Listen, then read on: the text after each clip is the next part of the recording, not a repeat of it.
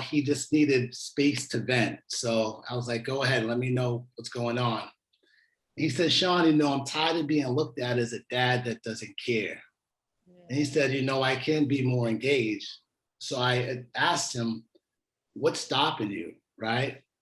Like, why won't you just be more engaged? He mentioned that, well, I do pick up my kids from after school, but when I do this, I barely get a hello from the staff. And he admitted, he said, I don't often pick them up.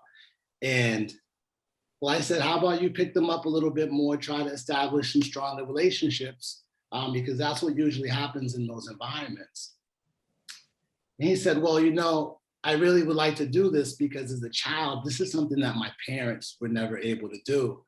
So there was this discussion and we went back and forth and talking about the narrative, right? And recognizing certain things that we want for our children, and then also reflecting on what our life was as a child. So I said, that's great that you're putting yourself in this position to recognize this. And he said, yeah, but I still can't. And I said, why? And he said, Shawn, he said, I'm not on the lease. We live in public housing. So I don't want to have that direct connection with my kids in school, and then for them to find out that I live in this house or this apartment with them. Right. So I had to sit back and I had to think about what that actually meant. And what he's saying is that if the school or the OST programs found out, or the housing authority found out that he was living in the unit with them, they can all be evicted. And he felt that that was a decision that he had to make. He had to decide whether he was gonna pick up his kids from school and be engaged, or separate himself and have a place for them to live. So when I thought about that and I had the conversation with the staff from the OST programs, once again, I thought, there's nothing safe about having that conversation, but it takes him, he needs to be brave in order to speak about that.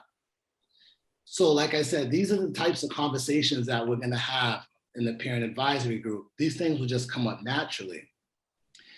One thing I do want to point out is that the voices that we hear from this group, they come from few, but they're the voices of many.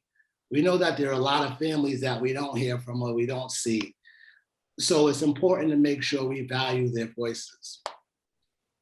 We know parents and caregivers know their situations and children best, right? But what we want to do is we want to close the gaps in systems that lead to inequity.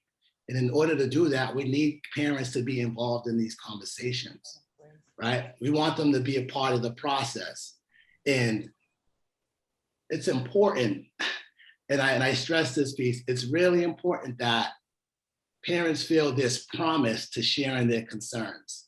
A lot of times we ask parents to speak about their experiences and things that they have going on.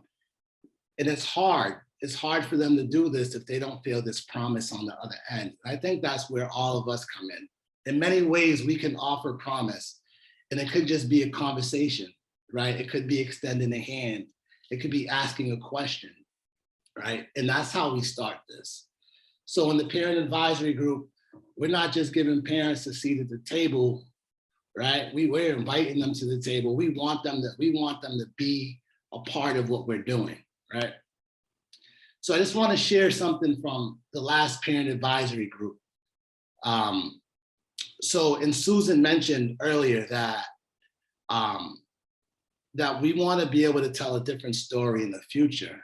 And she's not the only one, she's right. And she's not the only one that feels that way, because a dad said at the last group, he said, Shawn, I'm asking for the same changes for my child that I felt I needed 20 years ago. And I said, wow. And he said, yeah, he was like, not that, he's like, people have listened to me and they heard what I had to say, but the changes aren't happening. So we want this to be more than a discussion. We want action to happen. And I just also want to share one other thing, and I wrote it down. And when we're thinking about going back into meeting with our families in person, a lot of parents have stated that they're in a really unfamiliar place, right? The children are suffering from anxiety, depression, gaining weight, loss of confidence, self-esteem. And parents are really seeing a side of their children that they're unfamiliar with. And in Cambridge, I know we often talk about the village, and now more than ever, they're gonna really need this village to stand up and support them. So that's what I have, and I'll just end off with, there's this acronym called LOVE, Listen, Understand, and Validate. And it's just a good practice when we're working with families. So if you can, and something you remember, when we're working with them, we want to make sure we're listening, we're understanding, and we're validating. And Mark actually in the small group just mentioned that it's hard for parents to share things, and sometimes staff, if we're not seeing the action. So I just want to repeat that because it's real, but we're all here for a reason, and I believe we can make change together.